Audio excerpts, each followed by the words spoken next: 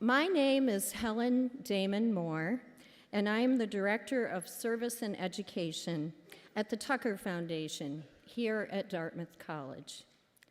I am honored to welcome you all and to introduce Jon Kabat-Zinn on behalf of the Dartmouth Hitchcock Medical Center Palliative Care Service, the Tucker Foundation, the Rubin Committee of Dartmouth College, Alice Peck Day Hospital, Dartmouth Medical School, the Norris Cotton Cancer Center, and the Valley Insight Meditation Society. Special thanks to Ira Byock and Yvonne Corbet and the Palliative Care Service for partnering on this project, and to those at Tucker who have worked so hard and who are this week celebrating the 60th anniversary year of the Tucker Foundation, Dartmouth Center for Service, Spirituality, and Social Justice. We are pleased to welcome Dr. Jon Kabat-Zinn to Dartmouth College today for the second time.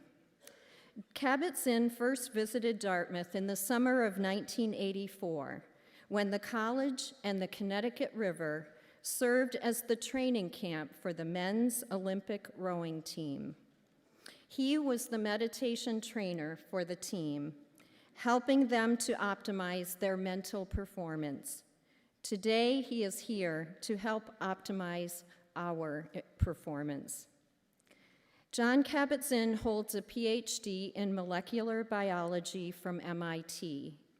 He is professor of medicine emeritus at the University of Massachusetts Medical School and founder of the Center for Mindfulness in Medicine, Healthcare, and Society, and its mindfulness-based stress reduction clinic.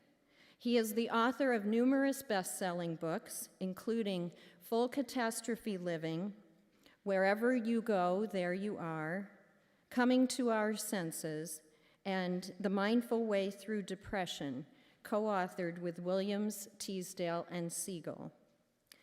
Dr. Kabat-Zinn's research focuses on mind-body interactions for healing and on the clinical applications and cost-effectiveness of mindfulness training for people with chronic pain and stress-related disorders, including the effects of mindfulness-based stress reduction on the brain. His current projects include editing The Mind's Own Physician with Richard Davidson and guest co-editing with Mark Williams, a special issue of the journal Contemporary Buddhism.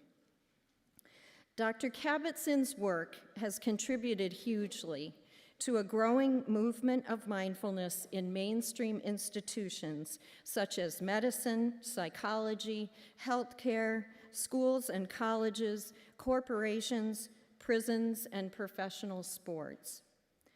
Courtesy of Carrie Jo Grant, here in our Student Health Promotion Department, Dr. Kabat-Zinn and his work have even made their way to the inside of our bathroom doors, featured as they are in the current edition of the Dartmouth College Stall Street Journal. Please join me in welcoming Jon Kabat-Zinn back to Dartmouth College.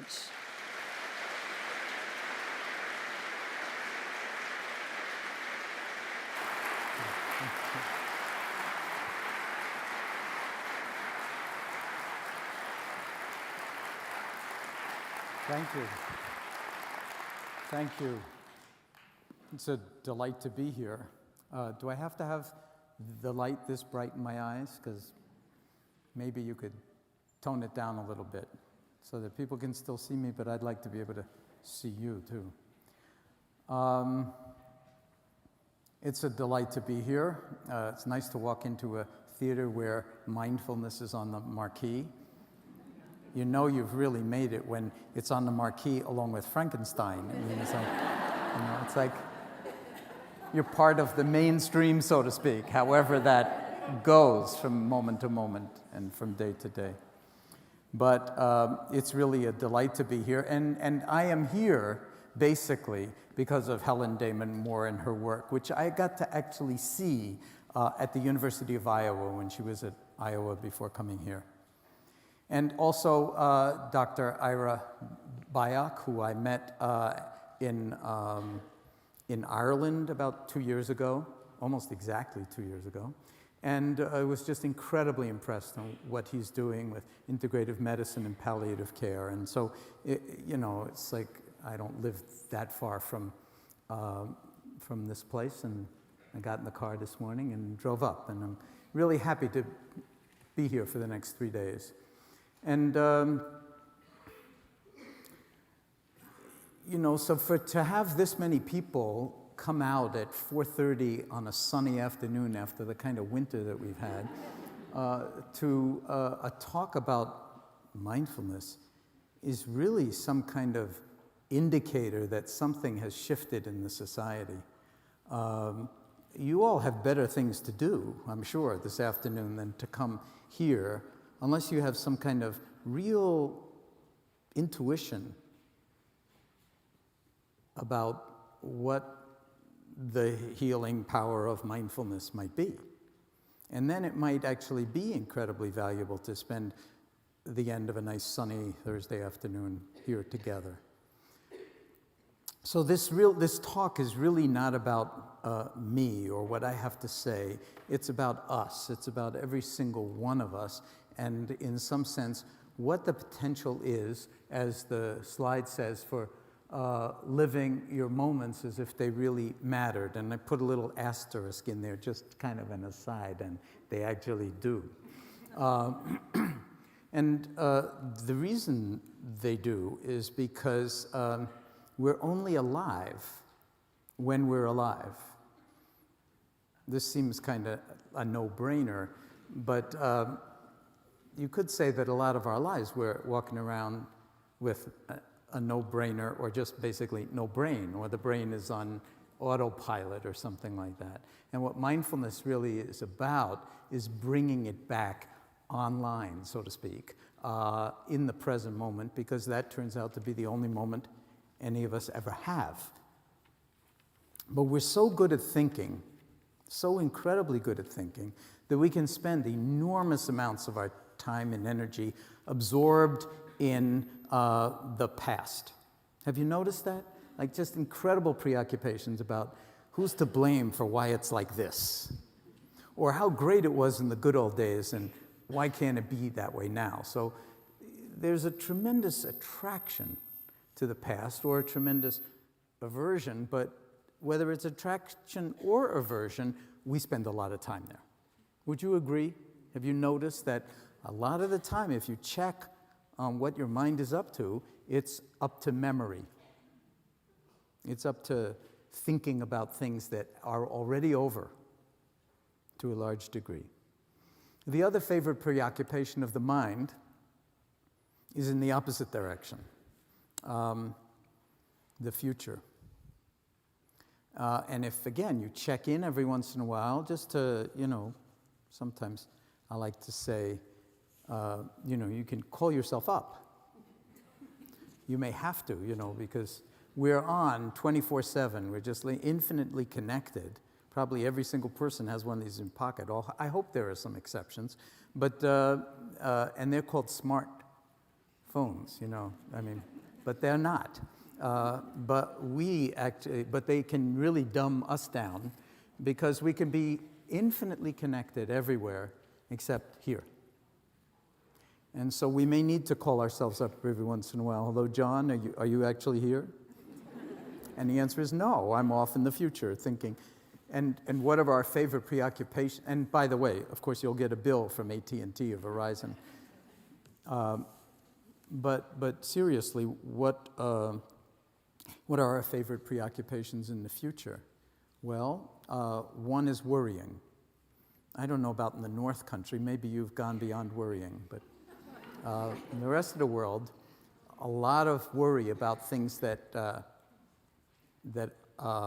haven't happened yet and may never happen. In fact, Mark Twain is famous for having said, and you've probably heard this in a lot of different sort of guises, but he's famous for having said, there's been a huge amount of tragedy in my life, and some of it actually happened. But there is this sayings that, we die, he died 1,000 deaths. I mean, we drive ourselves crazy over things that are not going to be happening because we're not smart enough to actually forecast the future. But that doesn't prevent us from driving ourselves crazy and perseverating over and over and over again about what will happen. And then something else happens because we're not that smart. So something else happens, and we say we're blindsided.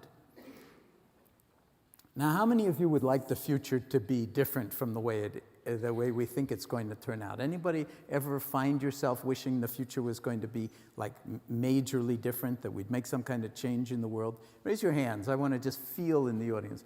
So, okay, I heard social justice mentioned earlier, and this is, after all, a university, or I guess you call yourself a college, but a campus kind of situation. So it doesn't surprise me, but this kind of engagement really requires thinking about what it means to make the future different. How can we possibly apply any leverage? Could we find an Archimedes, fulcrum in which to influence the future? There's only one fulcrum that I know of for that, and that is the present. Because guess what? We're living in the future of every single moment in all of our lives that came before this one. Do you remember back? I mean, I see that it's a kind of a range of ages, although most of you don't look like you're college students, I gotta say. And I'm a little disappointed. I mean, not that I'm disappointed that you came, but I'd like to see a lot more college students. They're going to Frankenstein probably later. It's an awkward time of day for the young people. How many of you are under 25? 25 or under, is it? Oh, so I'm wrong. That's really nice to be wrong. So, really. So I was going to say to the older people, but maybe you did it when you were even younger. Do you remember before you came to college here? And probably you got into planning what the courses were that you were going to take when you got a hold of the catalog, or you went online and you began planning, in the freshman year I'll take this, and sophomore year and the junior year. And then maybe you planned even who you're going to meet and who you might marry and what your children will look like. And does that sound familiar? That, sometimes we do that when we're young. And then we think that it's all going to turn out in the future. So no matter what your age is, I've got news for you. This is it. It already turned out. And how did it turn out? It turned out just like this. In this moment, your life is just like this. Not happy with it, a little bit sad or depressed or wishing it was different. That's not a problem. That's not a problem. Because we can always sort of feel like, okay, how are we going to be in relationship to this? And of course, life is not easy. And a lot of times we're faced with enormous challenges, sometimes with enormous pain, sometimes with enormous threat. And that's part of the human condition. But the real interesting question when it concerns, say, the future, and concerns living as if life really mattered, is can we actually be in the present moment when things are kind of not the way we thought they would be? Or, sometimes the shorthand for it is, well, I didn't sign up for this. Or another way to put it, sometimes maybe no offense meant, but how did I get born into this family? Or who are all these crazy people? Why am I the only sane person? And when you're in a family, no one else can know the kind of genetic disease of that particular family that, that everybody suffers from except you.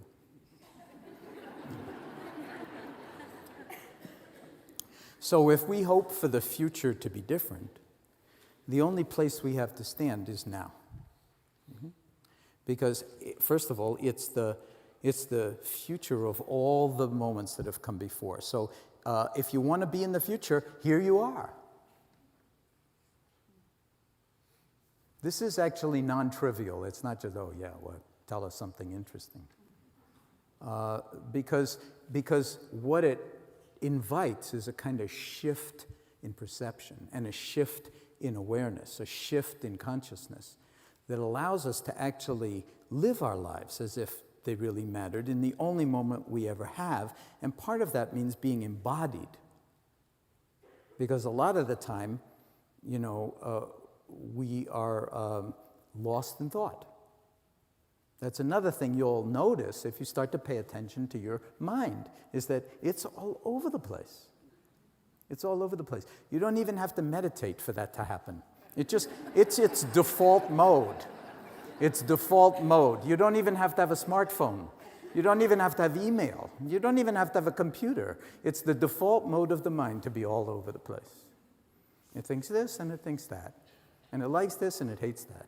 And it's like, wants to approach this, but really wants to stay away from that. And it's like wired into our biology. That's called the approach avoidance. And it's kind of, the hemispheres are actually somewhat divided in terms of left hemisphere in the frontal cortical region is more approach related.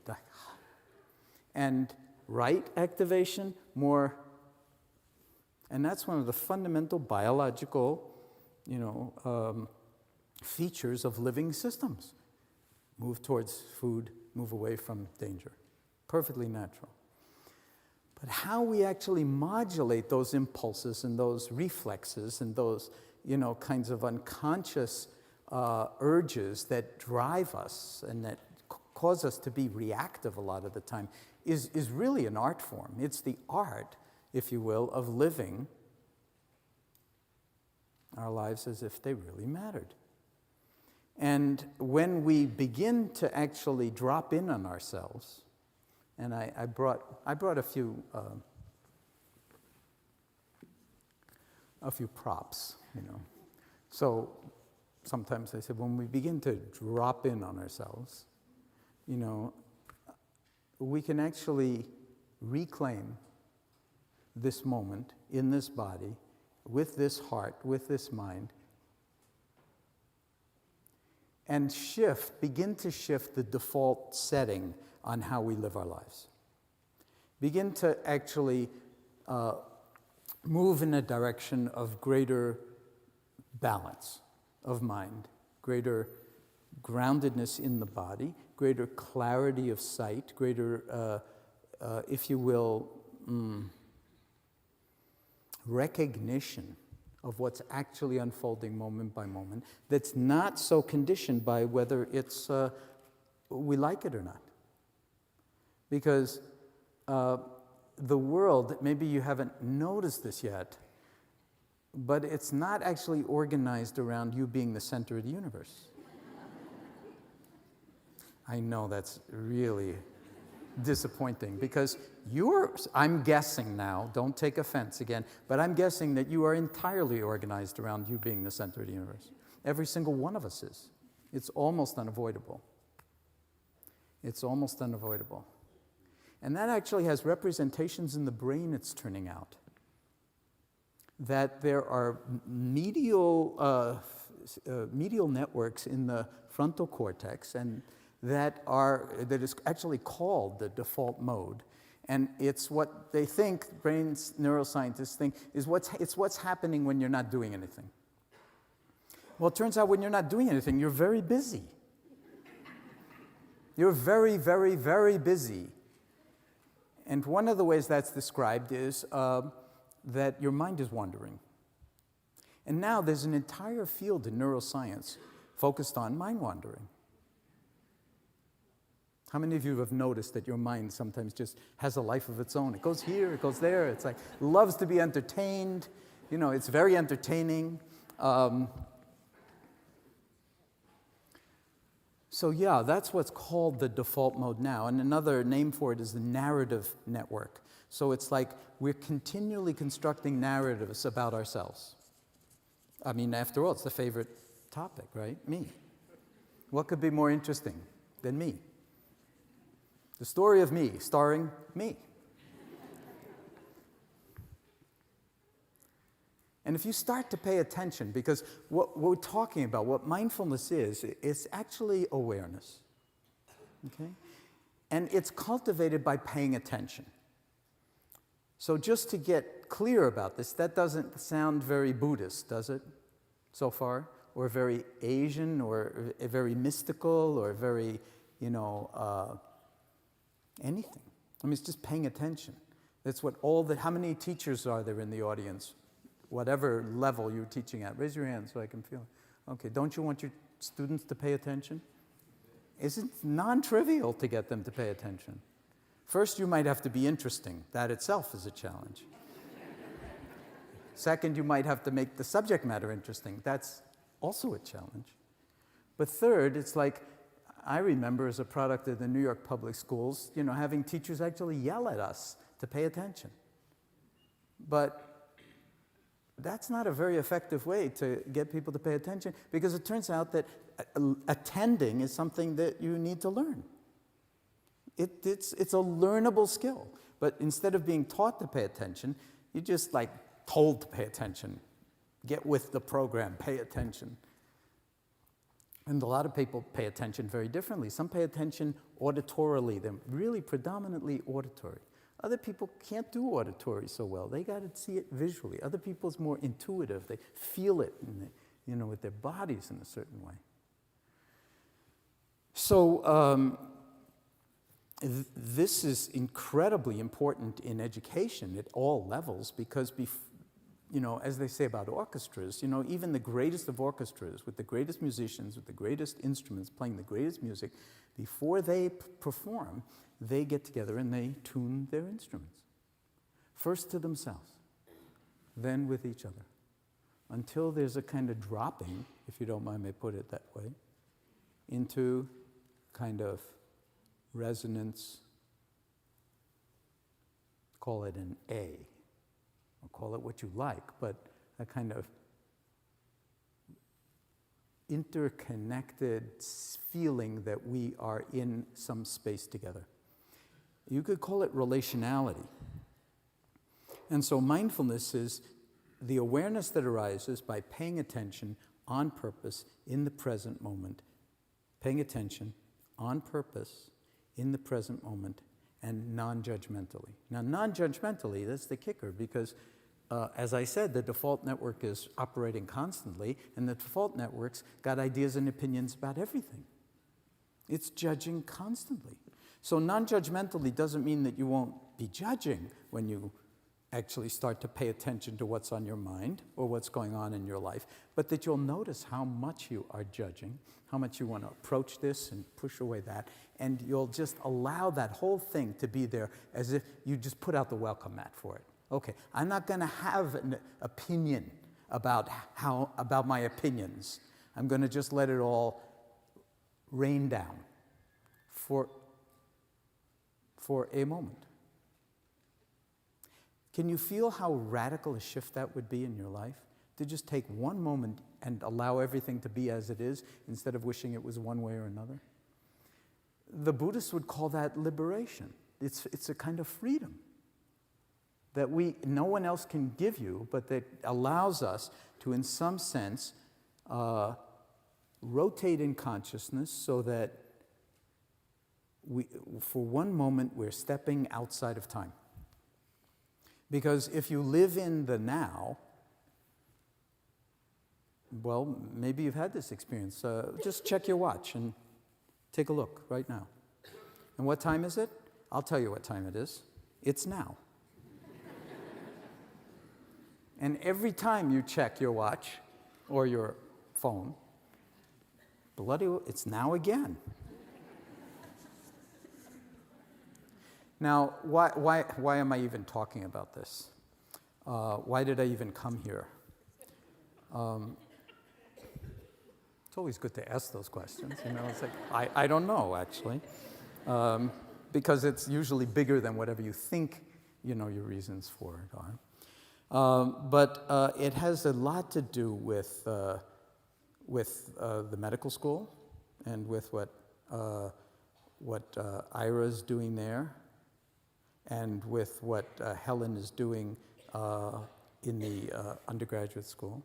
It has to do with the fact that the society has reached a point where we're beginning to understand that the exponentially increasing levels of stress in medicine, in our professional lives, in our personal lives, at every age, really require some kind of shift that is not in the form of taking some pill to numb yourself out to it or get it together, but that actually we need to cultivate what's often spoken of as the domain of being in order to not be so overwhelmed by all the doing and the performing. And while it's true that with the Olympic team, we were using mindfulness to actually improve their performance, it was a kind of Zen operation in the sense that you can't improve performance by trying to improve performance, especially with the mind, because the kind of mind that's grasping for an outcome is exactly the kind of mind that gets in the way of any desirable outcome. Have you got that? Did you catch that as it flew by? Okay. So this means we're in new territory. One example, a common example. You can't get to sleep by forcing yourself to get to sleep, by telling yourself how important the meeting is you have tomorrow. In fact, that's probably a very bad idea because that thought will actually secrete one more thought about the meeting or the stakes of it, and then that will lead to something else in this default network of mind wandering, and pretty soon you are wide awake, desperately wanting to be asleep and not knowing how to get there. Okay? So it's non-trivial to actually befriend our own minds and our own lives in such a way that we can actually work in these paradoxical ways where striving won't do it. Striving won't do it. That doesn't mean that I'm advocating that all of us abandon ambition or don't care about anything. Meditation is not about becoming stupid. Even being non-judgmental is not about becoming stupid. It can sound like, well, don't judge anything, and maybe I'll just walk off the stage and break my leg, No, I'm aware that the edge of the stage is here, and if I do fall off the stage and break my leg, it will have been a moment of mindlessness or out of touchness, if you will. Or walk across the street without looking because, we have this sense that, we're not going to judge that truck coming at me, It's like, there's a big difference between between judgment and discernment. So mindfulness is all about discerning with clarity what's actually going on. Now, most of the time now, how many of you would say that you are engaged in some kind of way that doesn't feel all that good? A lot of the time in multitasking. Anybody find yourself multitasking? Confess. That when you're on the phone, you're actually sending an email to somebody else. Anybody ever do that? Raise your hands. I want to see. Confession time. Okay, and we actually do it a lot. Why? Part of it is that is really because we're so stressed. We don't have enough moments in our day to get it all done, so we start to discombobulate a little bit and juggle and cut corners. And there are now wonderful studies that are showing that actually impedes or reduces or any kind of objective measure of performance. That doing two things at once detracts from the quality of either of the one. Doing 5 things at once, or being that scattered in your mind, you don't even have to be doing anything, but when you're at the mercy of this kind of mind wandering all the time and you're trying to get things done, it's very, very challenging. Very challenging.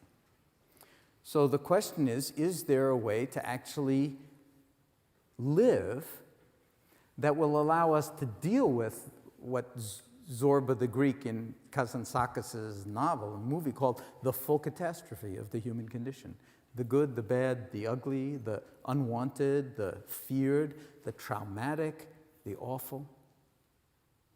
And to be able to hold each moment in its fullness and allow our attention faculty and our awareness faculty to actually hold it in such a way that we can then inhabit the next moment with authenticity and maybe even respond appropriately to this vast range of demands that we're faced with all the time.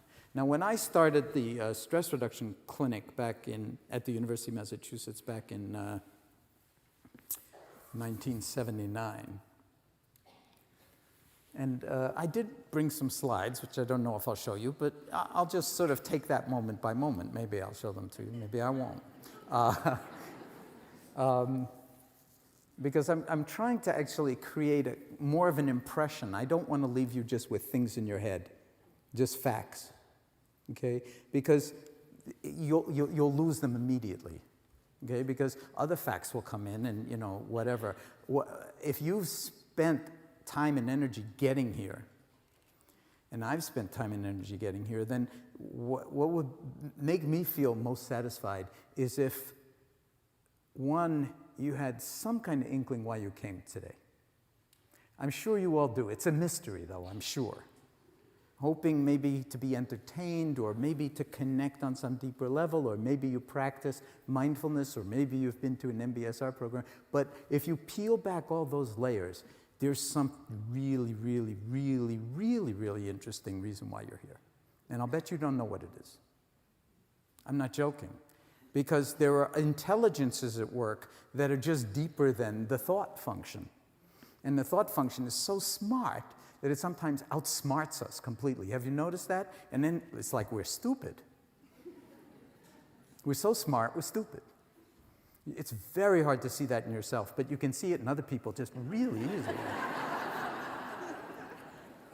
Maybe you've noticed that.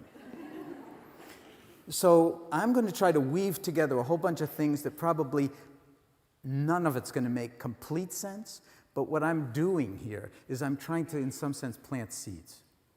I'm trying to plant seeds in the fertile ground or garden of whatever it was that brought you here, so that when you leave here, something has been touched that will keep those seeds that actually I'm not planting, they are already in you. Keep them being watered, nurtured, protected, privileged in a certain way, so that it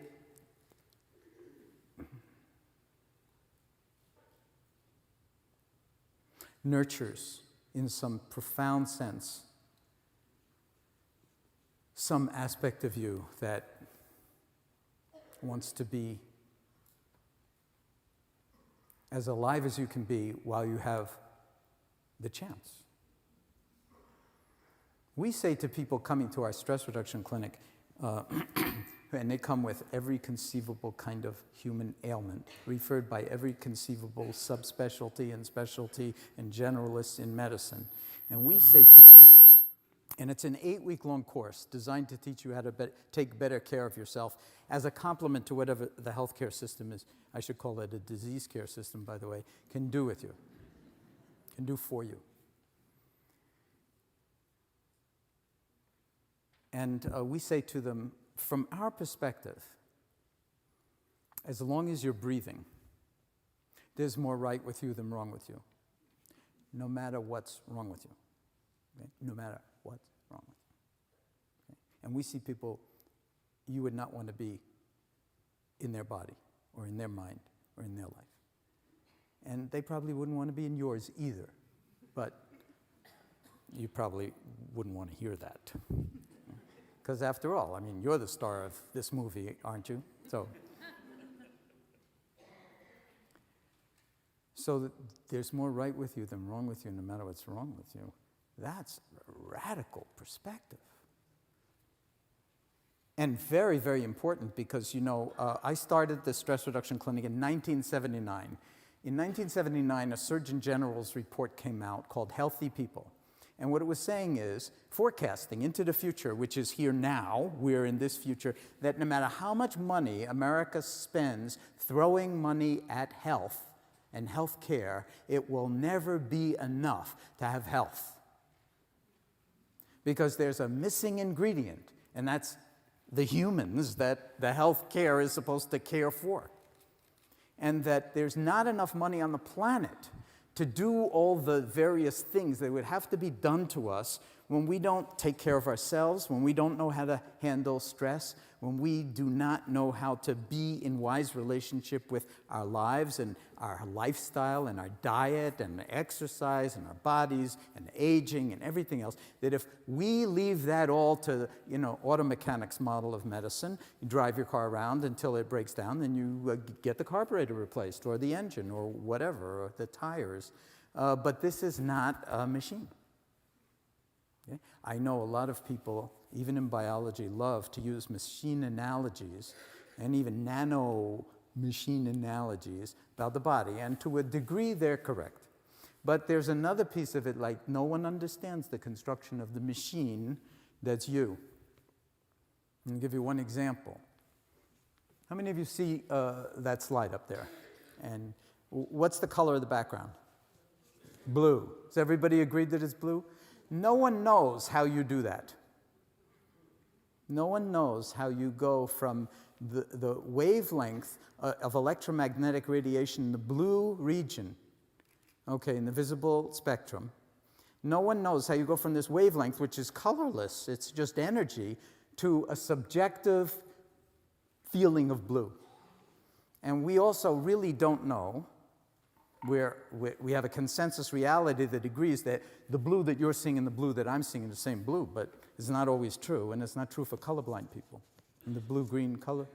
Okay, so there's a lot of kind of consensus agreement here, but the brain weighs approximately 3 pounds, okay? And it's all cells and cables that are made up of cells, neurons, and then all these glial cells in there supporting the neurons, and incredibly specialized. I mean, it's really the most complex assembly of matter in the known by us universe, right inside your little old body. And no one knows how sentience, how consciousness, how knowing, how even thinking arises in this 3 pounds of what some neuroscientists call meat. It's a little distasteful. But, to just kind of make it graphic. So if you forget every once in a while walking around on the Dartmouth campus or in Hanover or wherever you happen to live, that you're a miraculous being, well, okay. It's just one more mind wandering, one more default sort of not really being aware of how amazing it is that you can see, for instance, that you can hear, that you can taste. How many of us eat food and we don't bother to taste it, we just devour it? Or we taste the idea of the food. Yeah, that was really good. Yeah, but you didn't actually taste it. Have you ever had a mindless hug from somebody who was really trying to be friendly?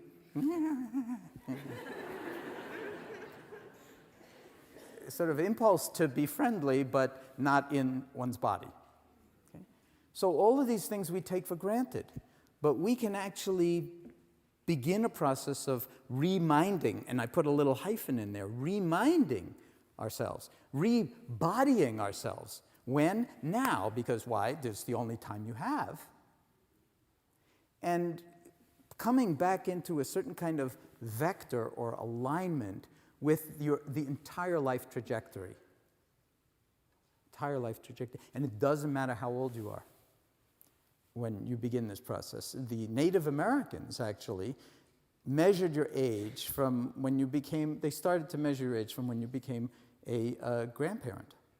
Before that, it was like you were too busy to really be human.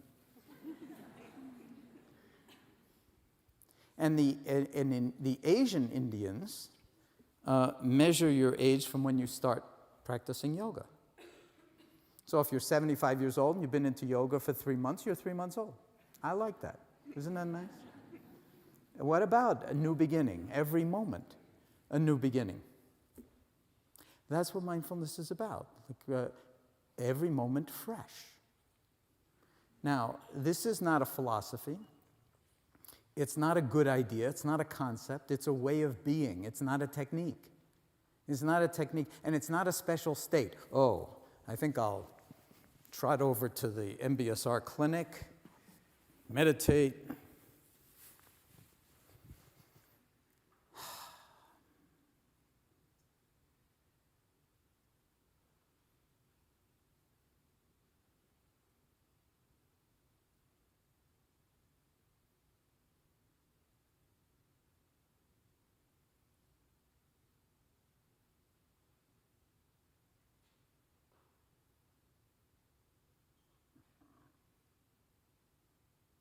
Maybe you're waiting for something else to happen, but nothing else happens.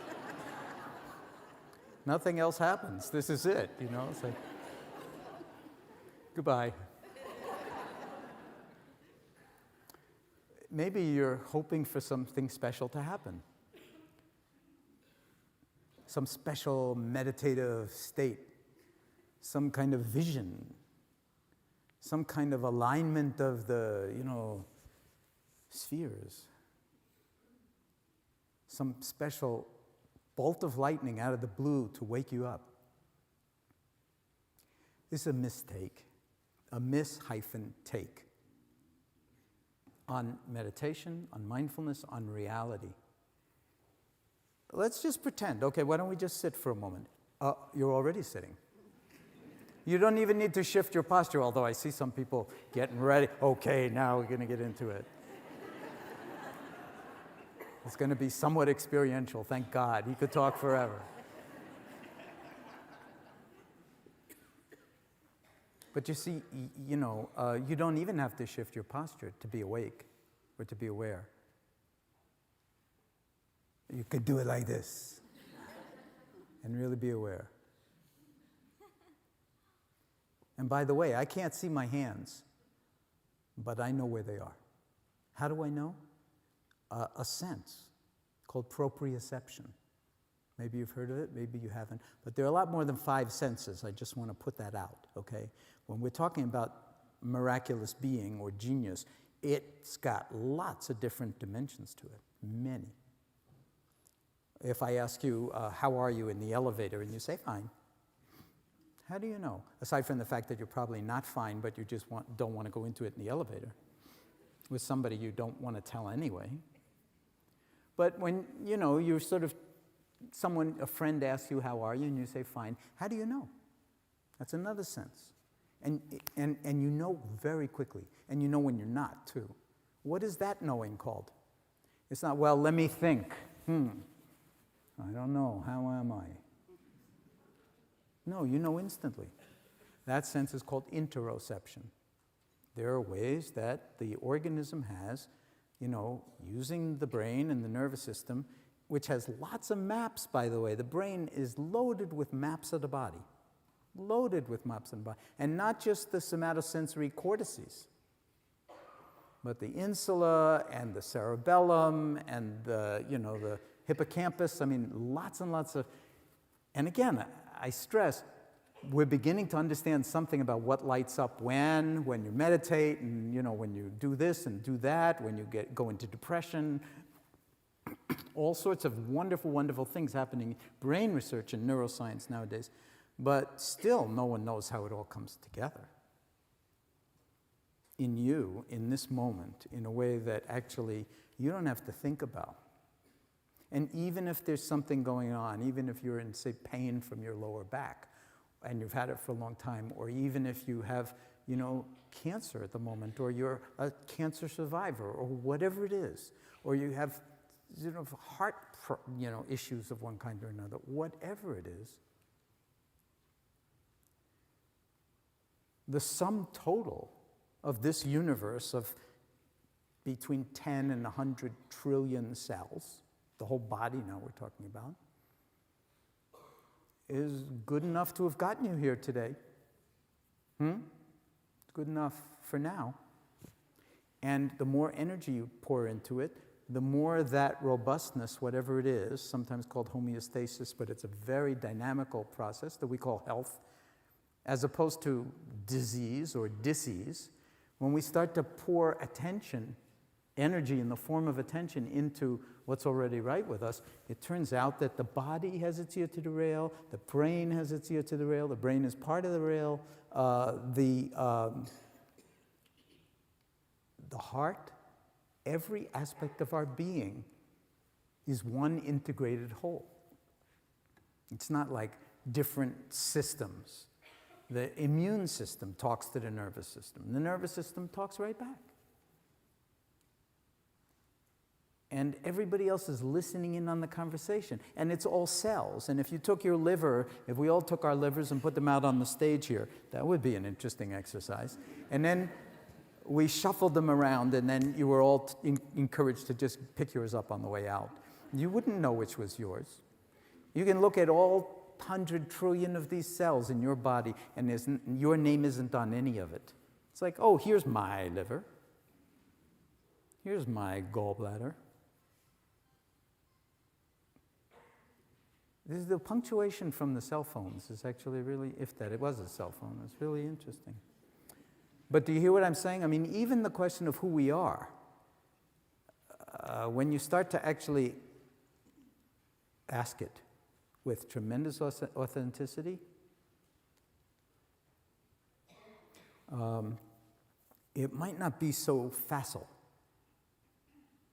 to just say your name, or even describe what you do, or even send in your CV. If you've ever hired people, you know the CV is not the person, and you hire the CV a lot of the time, big mistake. Because you can't work with the person a lot of the time. What you want is congruence, you want integration. So when we take our seat, so to speak, what we're actually engaging in is a recognition of how integrated we already are. We don't need to, oh, I'm such a wreck, I gotta get integrated. No, from this perspective, you're already as integrated as you're gonna be in this moment.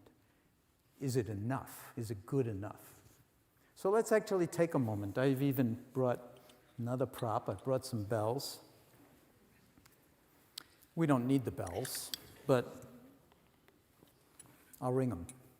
And when I ring them, why don't, just for fun, you don't have to shift your posture, but just for fun, why don't you shift your posture and sit in a posture that for now embodies dignity, whatever that means for you.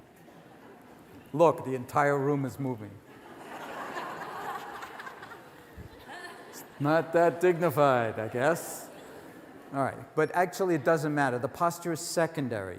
What's most important is the inner orientation, the willingness to open to the present moment, to put out the welcome mat, and to let the idea that, oh, now we're going to do something special, drop. Because as soon as you sort of plant that seed, now we're going to do something special, and we're going to experience something special, then you'll be on the lookout for something special. But you see, nothing special. There's a wonderful cartoon in the New Yorker that I actually mentioned in a long time ago, in Wherever You Go, There You Are, with two Zen monks, one obviously elder, the other young, and the young one's looking up quizzically at the older one, and the caption underneath, the older one speaking, saying, "Nothing happens next, this is it." I just said that to you earlier. But the "this is it" is really important. Otherwise, you could spend 20 or 30 years or more, and people do this, meditating, trying to get someplace else. Trying to have some special experience. That's what it's all about. Now I'm enlightened. The problem is you're already enlightened, but the personal pronoun that wants to grab it and say, I'm enlightened, it's the personal pronoun that's the problem, not the enlightenment. Your eyes are already enlightened. Your ears are already enlightened. Your belly is already enlightened. Your feet actually do what they're supposed to do for the most part. Your brain is actually doing what it's supposed to do. Your liver is doing what it's supposed to do. A very famous scientist and physician named Lewis Thomas once said he'd rather be at the controls of a 747 trying to land with no pilot training whatsoever than at the controls of his own liver for 30 seconds. So you don't need to find special. this is good enough.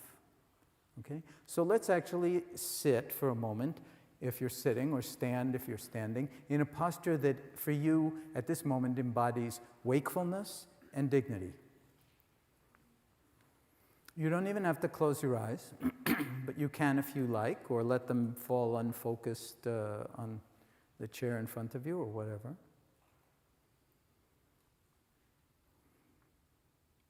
And as I ring the bells, seeing if you can just follow the sound of the bells into the space of the air.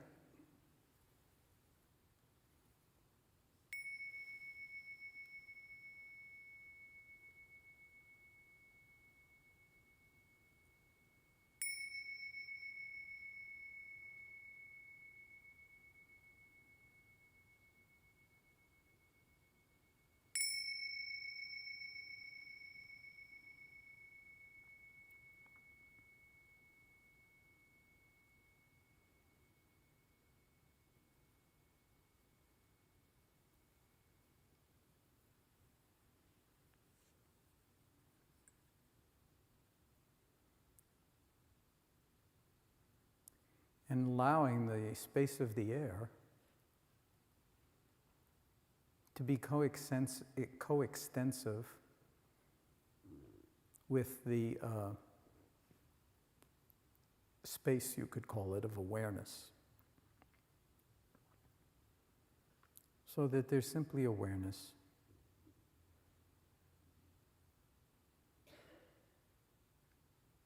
Hearing what's here to be heard. The sound of the bells are past, and now there's just sound, whatever's arising. And you could feature hearing as a way of anchoring our attention. You can focus on some object, or field of objects like hearing, and just rest in being aware of sounds and the stillness, the silence in between, inside, and underneath any and all sounds, including, of course, my voice.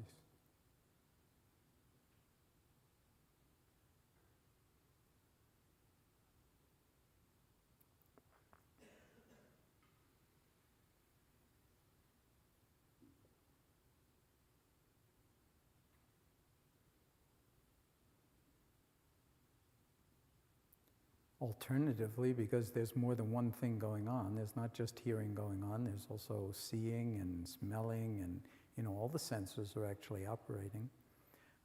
Seeing if you can actually, instead of hearing, feature for now a feeling, a sense of the breath moving in and out of your body, wherever it's most vivid in the body.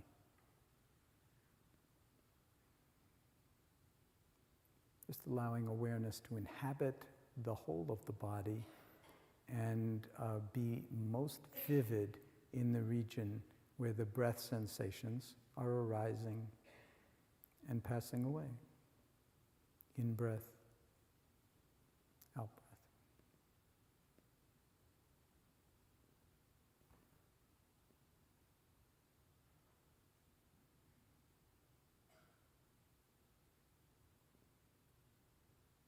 And seeing if you can ride on the waves of the breath with full awareness, moment by moment by moment. And noticing any time the mind goes off and gets involved in anything else, including judging how stupid this is. We came for a talk and all of a sudden we're doing this stupid exercise. Or whatever is flitting through the mind at the moment, just making it so spacious that you can see whatever's unfolding, hear my guidance as I'm speaking, and at the same time ride on the wave of the breath coming in and the breath going out with full awareness. And a kind of interest, a kind of, in some sense, affectionate attention.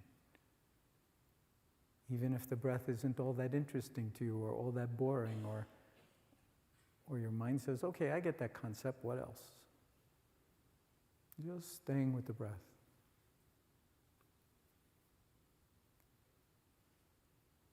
And then playing with the possibility of expanding the field of awareness around the breath, wherever you're experiencing it most in the body, until it includes a sense of the body as a whole, sitting here or standing here, breathing. And noticing you can do that just easy as pie.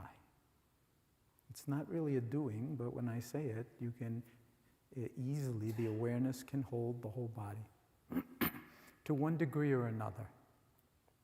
And whatever degree you can hold it, that's fine. It's not like, oh, if I practiced, I'd get better at this. That's just a thought, never mind. Just letting the thoughts come and go and staying with the awareness of the body as a whole, sitting and breathing.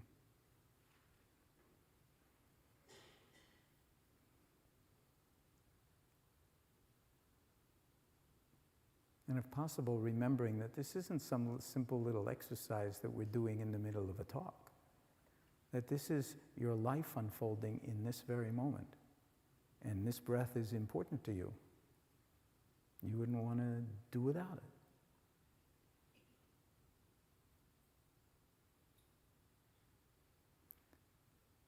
So with that kind of quality of attending, that it's not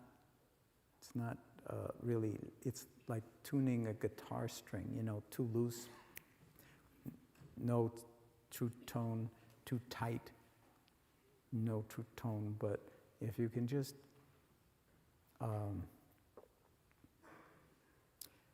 bring the lightest of touches of awareness to the sense of the body as a whole, breathing. As if it mattered. And of course it does.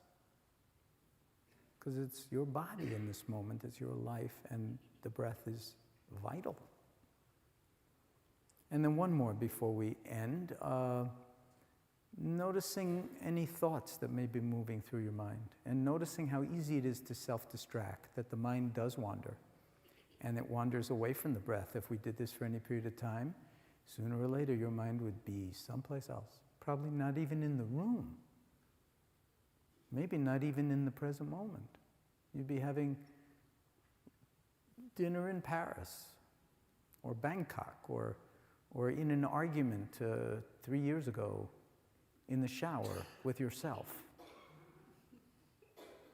So when you notice the mind is self-distracted, no problem, no judging, or if you judge it, don't judge the judging, and just see if you can come back to this moment in awareness, featuring whatever object of attention you care to. It could be anything that's in the field of awareness.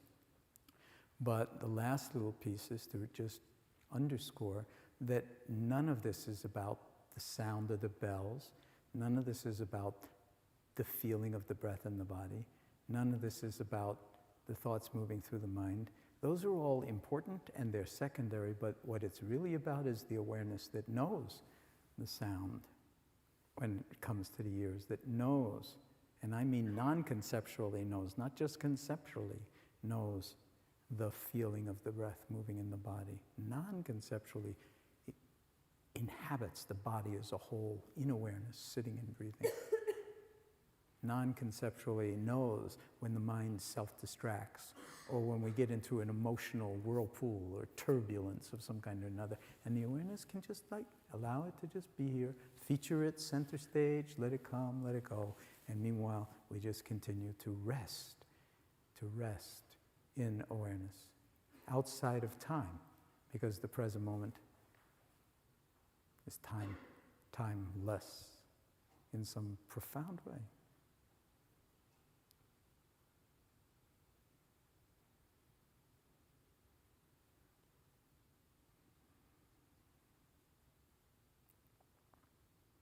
And awareness and silence and stillness are all different ways of saying the same thing, of pointing to something that's already yours, that you don't have to get, but has tremendous healing potential, tremendous potential for learning, for seeing things in new ways, for that rotation in consciousness that I was speaking of. Everything's the same, only nothing's the same. Why? Because you showed up in your fullness.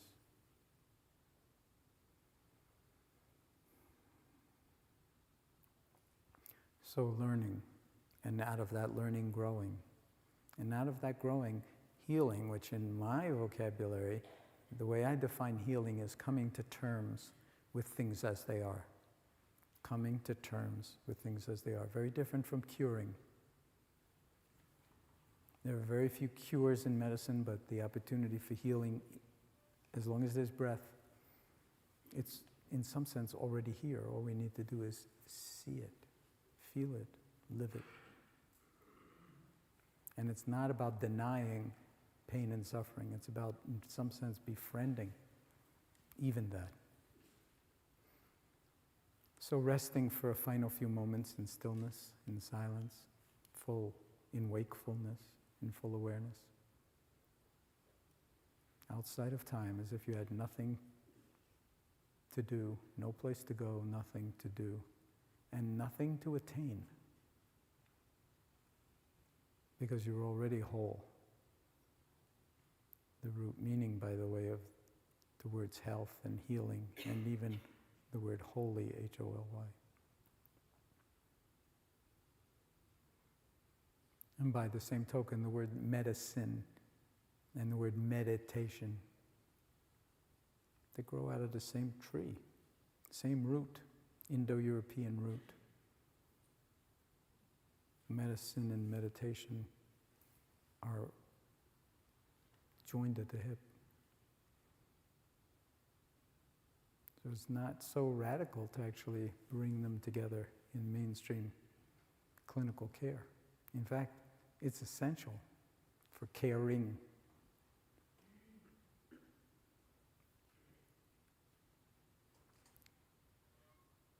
So silent wakefulness.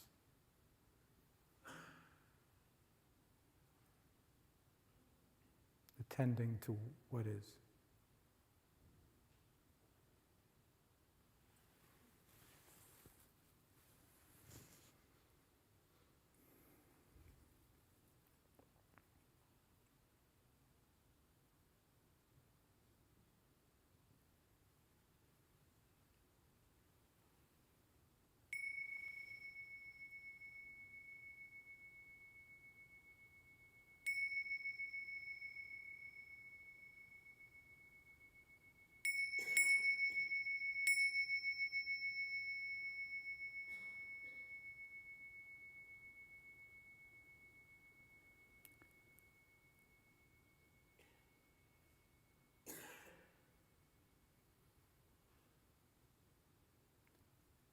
So now the real meditation practice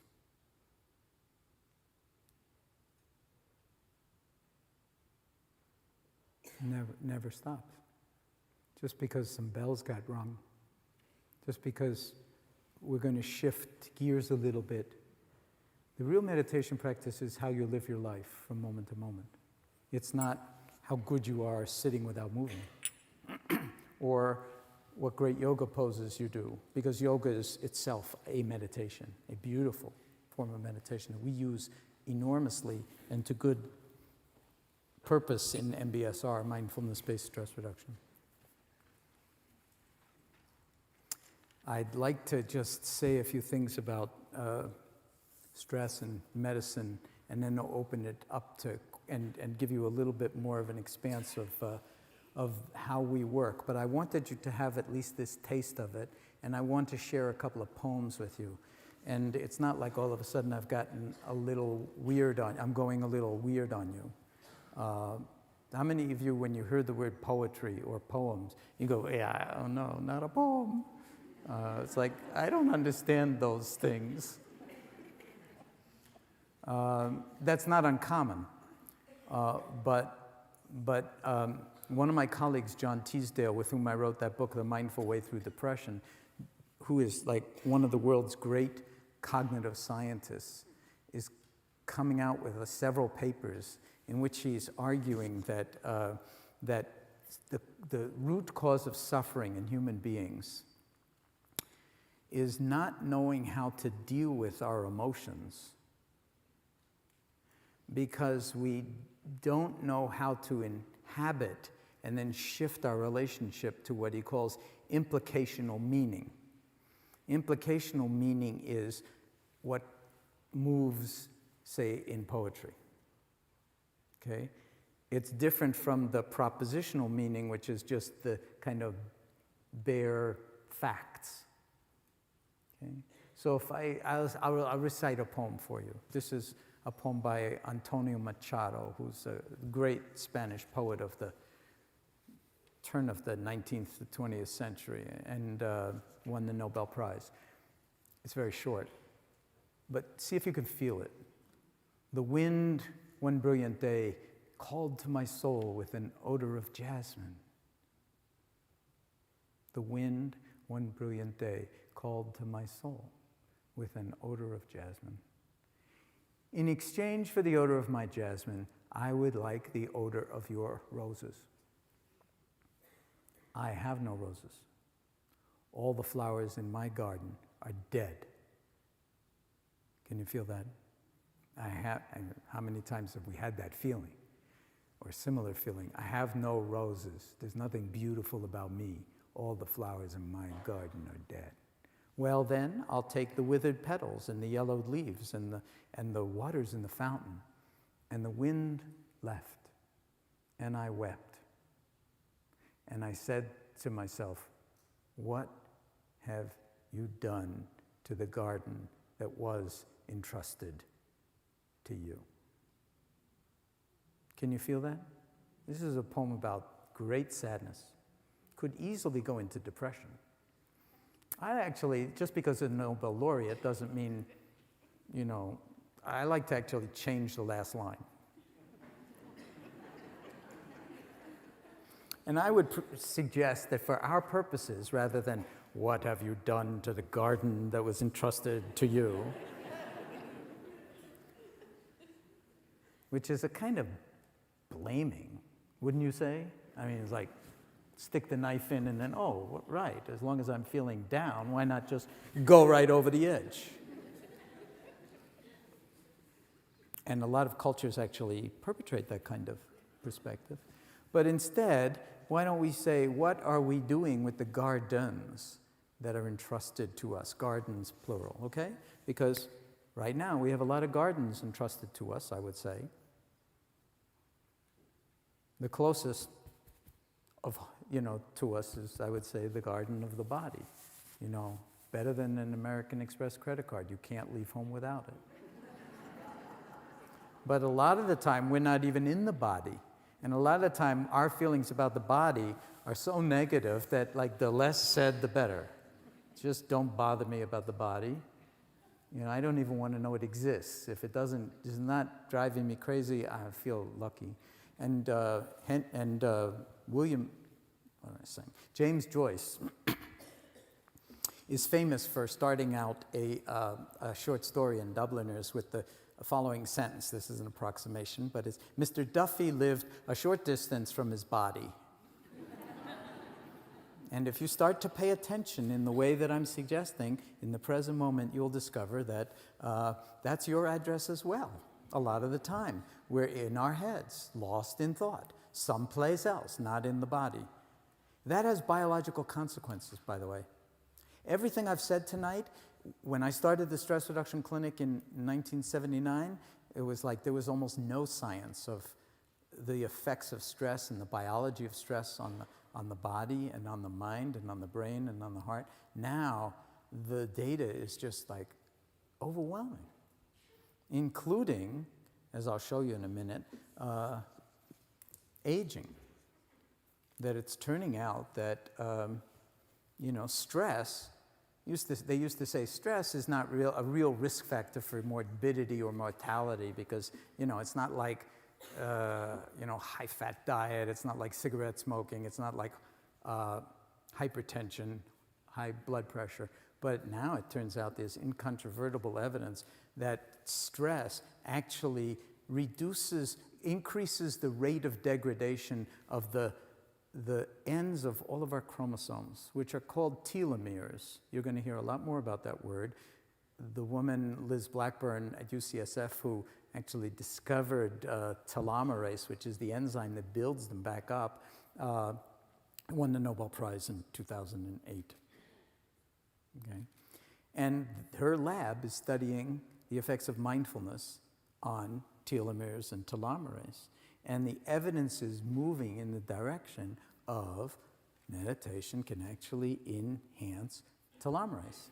And not just that, it's more than meditation or mindfulness. It's your attitude towards what's happening. It's not like these people aren't under a huge amount of stress, but it's never the stress. It's how you choose to be in relationship to it. And if you have really exhausted your resources for handling stress, then of course, yeah, all bets are off. But if you know how to draw resources to yourself, then even under very, very high levels of stress, you can dance with the energies. Sometimes it's unbelievably painful, but nevertheless, you're much bigger even than the pain and suffering, and liberate yourself from that. And guess what? The telomeres get longer. So every aspect of our biology is what's now called plastic. And that's a new terminology. It's not like, Dustin Hoffman in The Graduate. This is for the older people in the room. But it means that our biology is miraculous in another way. It's constantly reorganizing itself. It's not just it's all downhill from here. Yes, there is aging. Yes, we are all going to die unless somebody makes a very important discovery very quickly. But, the question is not, is there life after death, or is there some way to escape death, but actually, can we live while we have a chance? Is there life before death? That's the most interesting question. And right up to the moment of death. And a lot of time I think that really when we talk about fear of death, we're really more afraid of life than we are of death. And there are two chapters. I was going to actually tell you some stories, but I don't think I will, about my early days at MIT, one of which was how I got into meditation. I got into meditation at the Massachusetts Institute of Technology as a graduate student in molecular biology with a Nobel laureate. Believe it or not, go figure. Not in some monastery in Asia. Because the Zen master came and gave a talk, actually, at MIT. And I was one of 5 people in all of MIT that went to the talk and took the head off, took the top off my head at the age of 22. And it was like, oh my God, there's an entirely different way of knowing. Why didn't they tell us this in kindergarten? An entirely different way of knowing, and no less beautiful, no less profound, no less transformative than thought. Just different. And this should be part of the repertoire, so to speak, and part of the science and investigation. The other thing was the story of my thesis defense, because I wrote, a thesis on some arcane topic in molecular biology, and I had, it's like all these MIT Nobel laureate types, real hotshot molecular biologists, and a few from Harvard who came over because you always have to have someone from another institution. And my thesis, it was an existential challenge for me. I don't know how many of you are graduate students here? Anybody a graduate student? It's like hard. Hard to be a graduate student because nobody cares. And most of the time you don't either, but it could be really humiliating and and then of course if you're a scientist, science is 99% failure. Which doesn't do that much for, your self-esteem, so to speak. And then you're looking for that 1%. And so I finally got my thesis together, and I wrote in the front page, on a page by itself, they let you have a little dedication, a little sayings or something like that. I wrote, "He who dies before he dies does not die when he dies." I don't even know where I got it, it's like... it was some Greek, very old Greek. So I put that line in the first, page by itself before you get into the thesis and so on. So I go into the room with all these scientists who are going to decide whether I get my doctorate or not after what's called I don't know even, I forgot what they even call it, but a thesis review or, defense, right, defense, it's a war term. Yeah.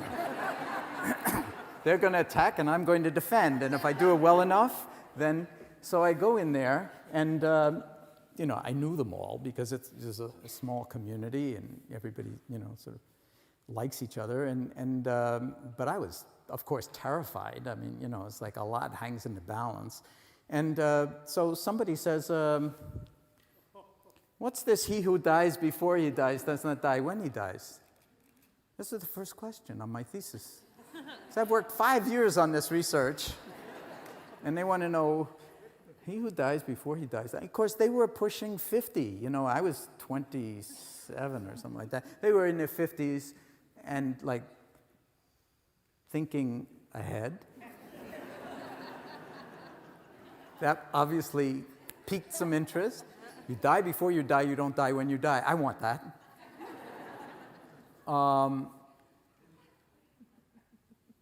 So I said, do you really want to know? And they all said, yeah. So I said, well, it might take some time. They said, we've got time. So actually, I would say half of my thesis defense was actually unpacking what mindfulness is about to these guys. This was in 1971, by the way. And I wrote it up. It's a chapter called Dying Before You Die, Duh, because the first Dying Before You Die was the other story that I told about, first encountering meditation at MIT. So that's just to say that I didn't want to continue a career in molecular biology. I wanted to bring my training as a scientist together with my training in meditation because it seemed like, well, everybody's doing the science, but nobody's paying attention to the balance between thought and this other function of our brains and nervous system that no one's paying attention to, called awareness, that is patently, obviously bigger than thought, because whatever thought you have or whatever emotion you have, you could embrace it in awareness and not have to do anything with it, but it would change by virtue of simply holding it in awareness if you were patient enough to do it, especially if it didn't feel good. And so that's what we teach now, and it's come into the mainstream of medicine in ways that are really astonishing. The National Institutes of Health is funding hundreds of studies on mindfulness to the tunes of hundreds of millions of dollars. And the idea that that would have been the case in 1979, I like to say more improbable than that the Big Bang would just all of a sudden stop and implode back on itself. And yet it's happening. And so mindfulness is now in the mainstream of medicine. And in the last, so I'll just show you some pictures before we go to questions, okay?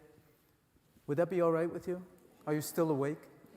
Good, because you don't ever have to stop, even when you go to sleep. I mean, that it's being present.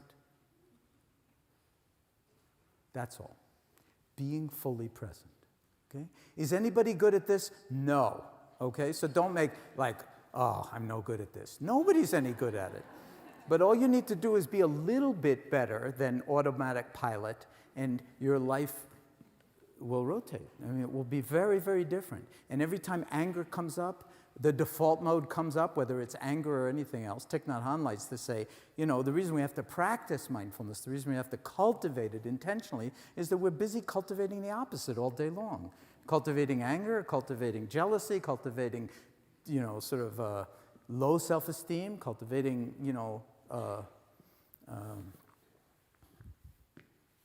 all sorts of negativity in the emotional domain or in the thought domain.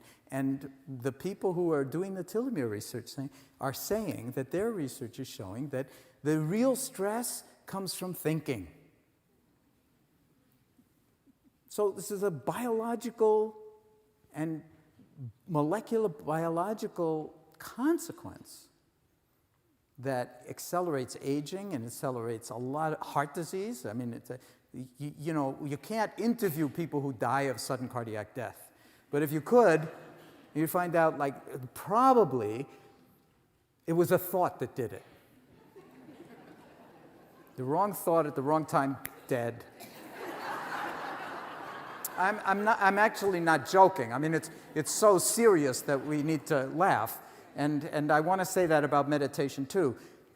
It may have seemed like I'm not taking this stuff seriously. This stuff is so serious that it's too serious to take too seriously. And I'm serious. So this is, if any of you were alive back then, this is the cover of Time magazine back in 1983, 4 years after I'd started the stress reduction clinic. And it's just like, I look back on that time and I say, stress? What stress?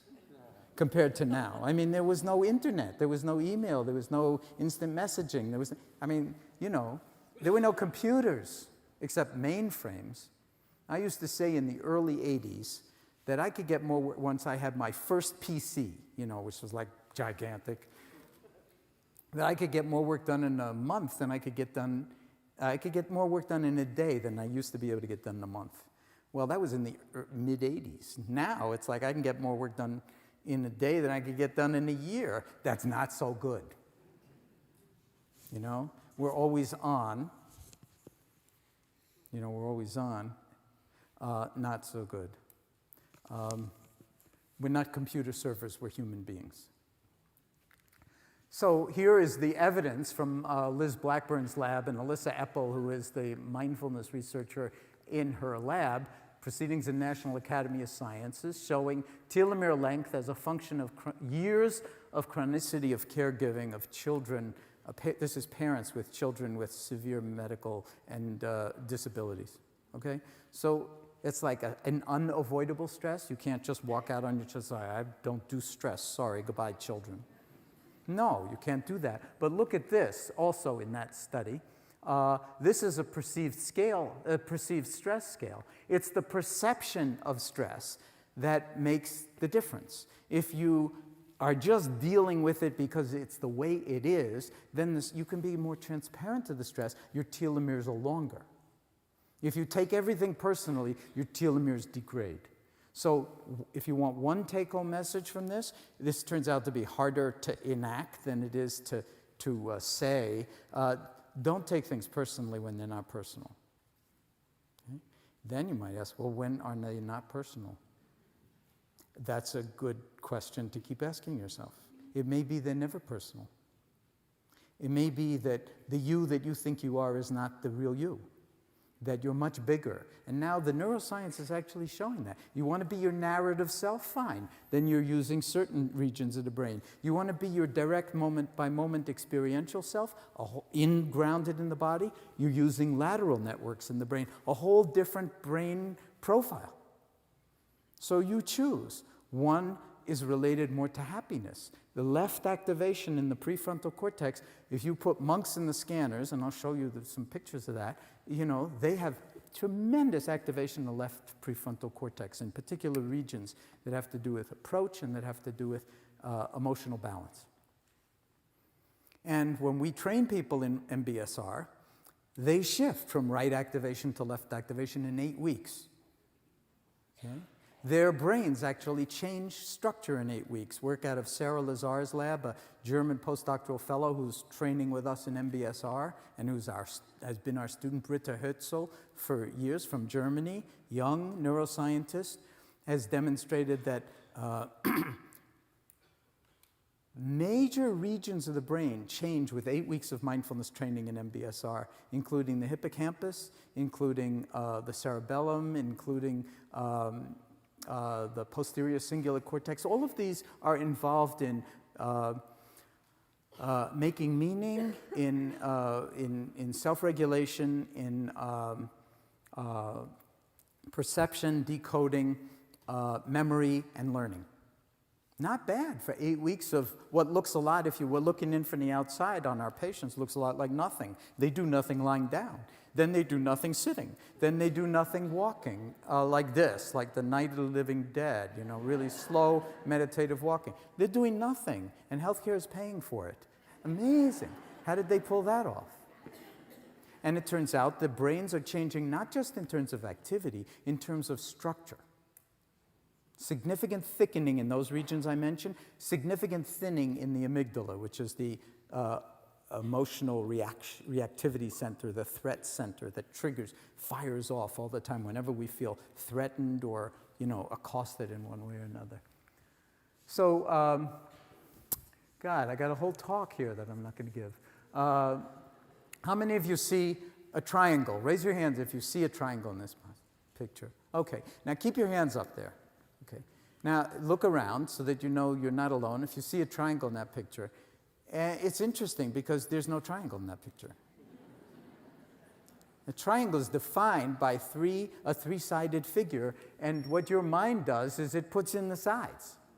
If we shifted that little Pac-Man the tiniest little bit, so the mind can actually see things that are not there. The brain actually does that. It's so good at that. If I had time, I would show you this movie, which... How many of you have seen this image? Yeah, you can't use it anymore, but I'll just play it anyway. Whoops. Doesn't want to do that. Let me see. Anyway, it's a movie, and they're passing around basketballs, and you ask the room to sort of count the number of times the people in the white shirts pass the basketballs. And I could get it to work, but it would take too long. So, and in the middle of it, I'll try one more time, in the middle of it, because it's, oh, no. Okay, so you're counting the number of times the people in the white shirts are passing the basketballs, one basketball per each, the whites and the blacks. And then in the middle, this gorilla comes out. And then goes off to the other side. But when you ask people, to count the number of times the people in the white shirts pass the basketball, they don't actually see the gorilla. If we did it and none of you had seen it, 95% of people would have counted the number of times the people pass the basketball. Usually you get a Poisson distribution, so you can't even count correctly. But then you don't see the gorilla. Why? Because the mind has told itself, the brain has told itself, the white shirts are what's important. Tune out everything that's not white. Well, the brain, it turns out, is fantastic. I just showed you, it sees things that aren't there, and it doesn't see things that are there. Not very reliable. Now, does that apply to you? I'll leave that for you to decide. Just ask your spouse or your mother or your father, because that is part of the default mode. We are out of touch, seriously out of touch with a lot of different elements of this.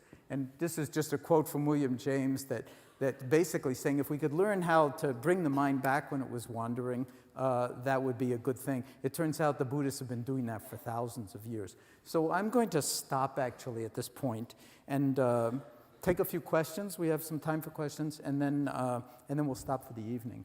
Obviously, you could see that I've just gotten started. I hope you've just gotten started. I'm not joking, because this doesn't stop. It's called your life, and it's all really more than magnificent. And if you can get into that implicational meaning of the poems, the poetry, then there's the potential to actually live your life as if it really mattered moment by moment. And it turns out that that's recruiting and morphing brain pathways that when you're depressed and you're into depressive rumination, it's not about shutting that stuff off, that kind of toxic thought stream, but actually learning how to hold it differently, and then you don't take it personally, and then you actually don't fall into depression. You don't relapse into depression, and I'm talking major depressive disorder. And so, and that affects your telomeres, and that affects actually gene expression in your body, upregulating and downregulating hundreds of genes that have to do with cancer and that have to do with inflammatory responses. So if your whole body is really plastic, and the more you tune the mind and the body together, the more you participate in your own health and well-being. I like to call the medicine of the future, or the medicine of the present actually, participatory medicine. That's what, because there's not enough money to fund medicine if we just use the auto mechanics model. So we need to all participate. And isn't it interesting that in order to participate, the greatest evidence is suggesting we need to go back to ancient practices from very, very old traditions that are mostly not from this side of the planet, but that it turns out have deep, deep connections with our culture and with our nervous system and with our love. So I'll leave it at that. I want to thank you for your attention, and I'm open to having a few questions. Thank you, love.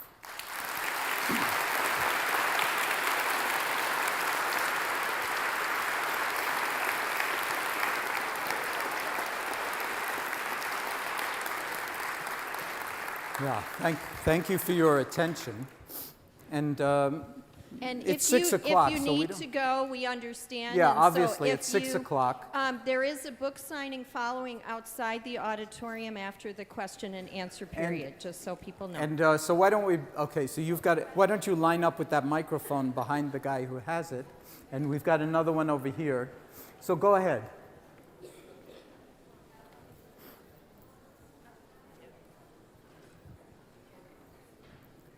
Oh, are you not, you're not actually asking a question, you're just offering them. Well, give it to her. Thank you so much. I really appreciate that talk. It was fascinating. One question I had was actually from your biography that was provided, which was just talking about you and your wife's interest in supporting initiatives that further mindfulness in K-12 education. Yes. And I wondered if you could just provide some examples of what exactly that can look like in public education and beyond. Okay, thank you for that question. I alluded to it, but obviously, you know, the subject of mindfulness is so vast, and to do it in a way that isn't just throwing facts at you would take actually multiple occasions. Or you can remember what we touched on today and then find out more for yourself, which is really the best part. But in the book that my wife and I, Mila and I, wrote together on mindful parenting, which is a whole other story, there's a chapter in there about a 4th and 5th grade teacher from a Utah public school who herself experienced mindfulness in MBSR for medical reasons, health reasons, and then brought it into her classroom against all of my advice in Mormon, Utah, and it transformed the entire school. So you could start there. You can also Google mindfulness in education. You'll find out there are groups of teachers in lots of different places that are doing this. And if you want to take a trip up 89 to South Burlington, Vermont, I was just there a couple of weeks ago, and they are doing amazing things in that school system. The superintendent and one of the principals actually came to a day-long mindfulness retreat that I did for the teachers, and there are hundreds of teachers bringing mindfulness into their curriculum at every age. So there's a lot to be said about it. I think it's one of the best things to happen in modern education, and it's really inspiring the teachers because nowadays it's so challenging and there's so much stress in that profession, and so many of the kids come and they're not ready to learn, so they need to learn how to learn, tuning the instrument before you play it, so to speak, and this is a way to actually allow that to happen, and in a way that I've been in classrooms like this in Oakland and in Manhattan, New York City, on public schools, unbelievable. I mean, and one teacher in South Burlington called it pin drop moment. You could hear a pin drop in these classes where a lot of the kids are like ordinarily all over the place, but they have learned how to actually drop in. It's valuable for attention deficit disorder, attention deficit hyperactivity disorder, and it's also valuable for the teacher's sanity. Thank you. So. Hello. I was just wondering what your general advice would be when we're trying to, live it moment by moment, but we're faced with moments where we have to make decisions. And I know we have to make like dozens of decisions every day, and sometimes there are big decisions regarding like our futures or personal relationships. And my friends are always telling me like, don't overthink it. But I mean, Don't overthink it. yeah. Yeah. But I know it's really difficult. So, Well, it's a great question. Now you want an answer? yeah. I realize that's the reason why I decided to come today. Oh, wonderful. Wonderful.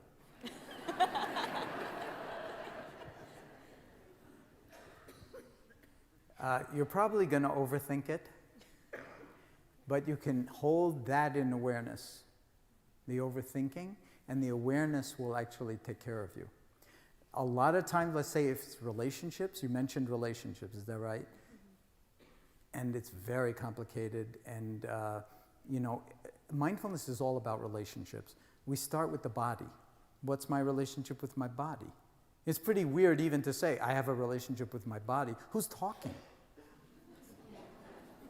Oh, you're not your body, but you have a body. Oh, yeah? So there's something even there that we don't know a lot more than we let on. Okay, then you have a relationship with your mind and your heart. In all Asian languages, as you may know, the word for mind and word for heart is the same word. So when you hear the word mindfulness, if you're not hearing heartfulness, you're not really understanding it. It's got this tenor of spaciousness of heart. Okay? So, and inside of that, a certain kind of trust. And trust in what? How about your own beauty? Okay? So when you start to know yourself in that kind of non-conceptual way, not with thinking, but through embodied awareness of sensation and of, hearing and smelling and tasting and so forth, and of your thoughts that are overthinking who to be in relationship with or who to break off a relationship with or whatever it is, and you're not judging that whole thing, your deeper intuition and wisdom is trustworthy. And when you get into trouble, that's trustworthy too, because you see, oh, I see, I made this kind of decision, I overthought it to this degree, and I wound up whammo, in some place I didn't want to be. That's important information. That's useful data. Then you learn from that, and the next time, if you're really, really, really, really mindful, you won't repeat the same pattern. But mostly what we do is repeat the same old pattern over and over and over again, because we're attracted to just those people who are not so healthy for us. If you've read The Power of Now, Eckhart Tolle, which I recommend you read for these kinds of things, he talks about a kind of construct called the pain body. So a lot of falling in love is like, if you start to look at it, it's like my pain body, what's all knotted up and painful and hurt in me, recognizes what's all knotted up and painful and hurt in you, and those pain bodies fall in love. Meanwhile, not a good idea, because it's what you call a dysfunctional relationship from the start, But the awareness can see that, and it can save you. I have a friend at MIT, one of the graduate students with me in my lab, and he decided to get married at one point. And the only time I've ever done this, I gave somebody advice about who they wanted to marry. And I said, don't do it. I was young and arrogant, so I said, don't do it. He did it anyway, of course. He got married. 3 years later, they got divorced. And he said to me later, he said, how come it took you 3 seconds to see what it took me 3 years to see? And I said, well, that's because, I wasn't in it. To see it when you're in it, that requires a whole different rotation in consciousness. But it is trustworthy. So there's no answer to your question. It's life unfolding. And whether it's your relationship to another person or whether it's choosing courses or a career path or anything like that, trust your love. And as, what's his name? Joseph Campbell said, and this is a really good piece of advice, follow your bliss. Follow your bliss. And it will teach you everything you need to know, including how sometimes following your bliss needs to be modulated a little bit. I hope that helps because I don't have anything else to say. Thank you.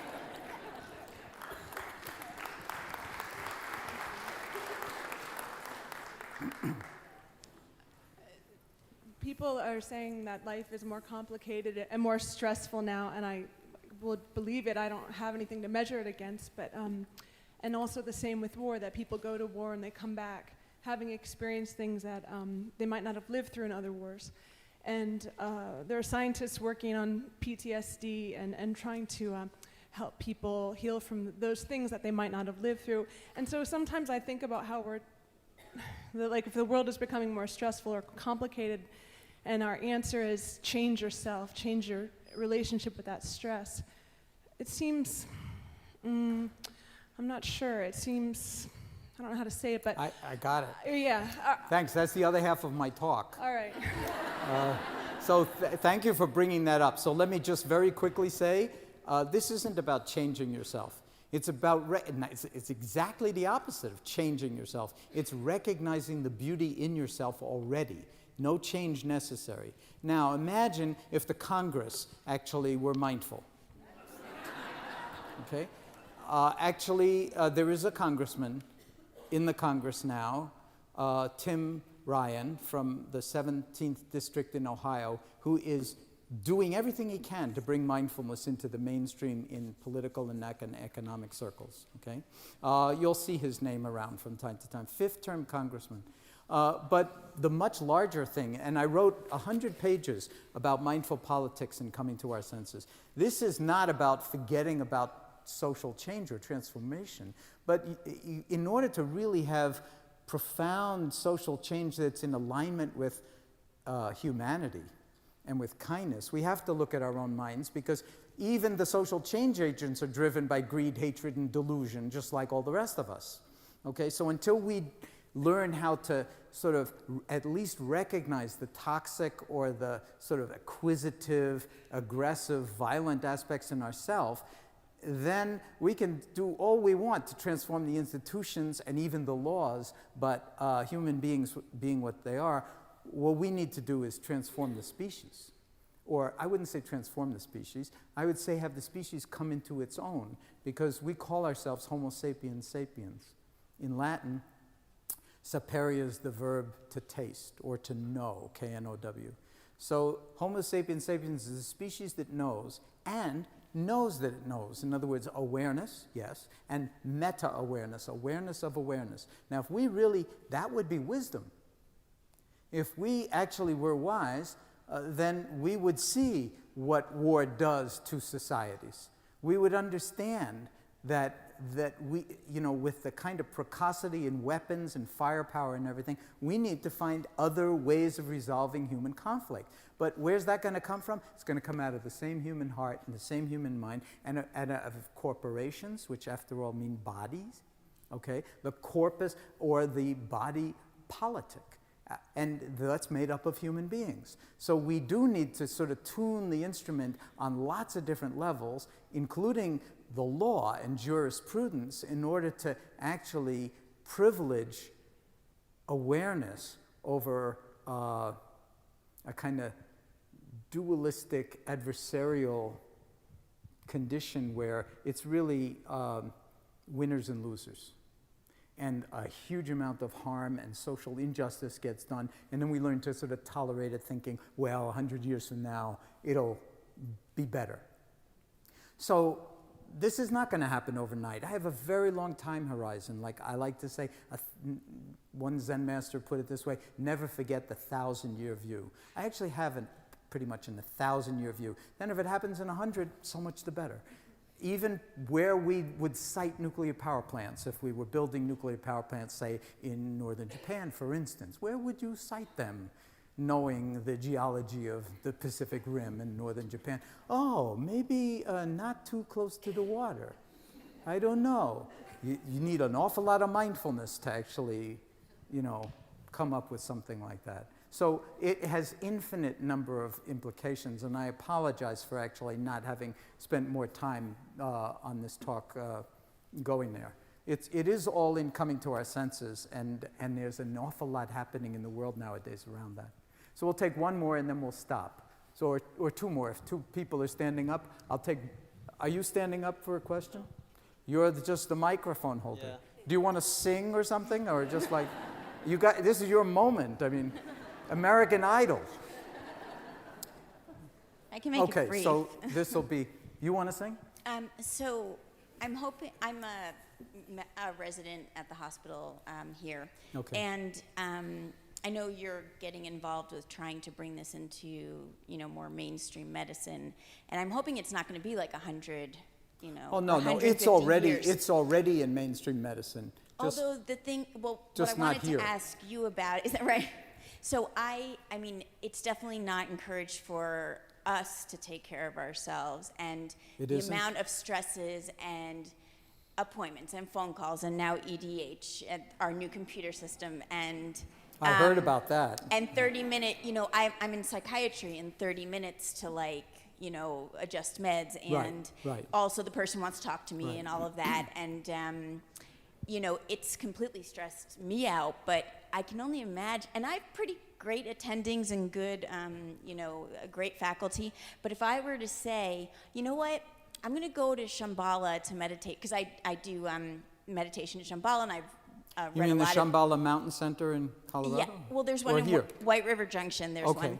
one. But I've, taken courses in like level 1 and level 2, and but if I were to say that, like, you know what, I'm going to go for lunch, and we're not really doing anything. I'm going to go meditate for an hour, and then I'm going to be so much more there for my patients. It probably, even with these kind, good Attending. mentors, it's not going to fly. And I advise my patients on these things, but still the medical professionals are Well, you supposed see, to be these superhuman people Thank you that for- I'm not, Right. In a talk like this, I can, in some sense, only point to how deeply the penetration has gone. However, what you're saying is not deep enough by any stretch of the imagination. And it takes a long, long time to shift a culture that has its own self-interest. A long time. So one... Just like I'm sure it takes a long time for these people to get to your clinic, because I know the chronic pain patients we're seeing, we're not advising like any of the what Well, you guys... yeah, but you could set up an MBSR. I mean, maybe there is. Is there an MBSR clinic at, not even close. at Hitchcock? Well, that's not that radical to do. Are you in psychiatry? Yes. Yeah, well, it's not that radical to do. Maybe medicine should do it if psychiatry has an aversion to the mind-body connection.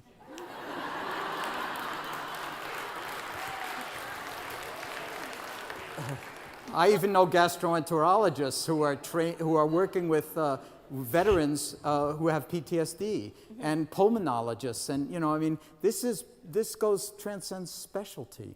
So There are some, and you would hope psychiatry would be the most open to it.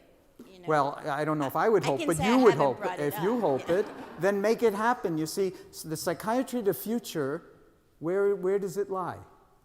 Not in medication. Well, where does it lie? I'm being serious with you now. Well, I think in the neurosciences and like No, things that no, you're... I'm looking for something much simpler. It lies with you. Oh, It lies with that impulse to have come to this talk.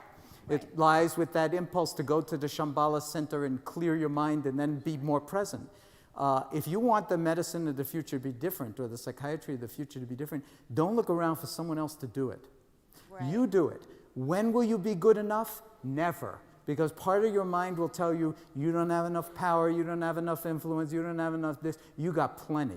As a medical resident, as a psychiatry resident, you got plenty. And if people don't want to do it, that's too bad. But you can take the initiative, and I'm not joking. I mean, we're really talking about a rotation in consciousness here, and the institutions change when people are willing to actually own how you take it. And you've had enough medical training to actually be able to make cogent arguments that a lot of the way the healthcare system is set up, I'm guessing just from what you said, is toxic to the people that you're most trying to help. What kind of a setup is that? Even if you have a better medical record system. Oh, yeah. Right. So, okay, this will be the last one then. Oh, no, there's somebody really ahead of me. I just wanted to let people know that we do have Upper Valley Mindfulness Associates Wonderful. we're psychotherapists, and we're in our 6th year of offering mindfulness-based cognitive therapy. Wonderful. So yeah, another thing I didn't really get to program. talk about too much, Yeah. mindfulness-based cognitive therapy. But yeah, I mean, I'm sure there are resources in this area, lots of them, like the Shambhala Center. Are there any MBSR teachers here in the community? There you go. Say.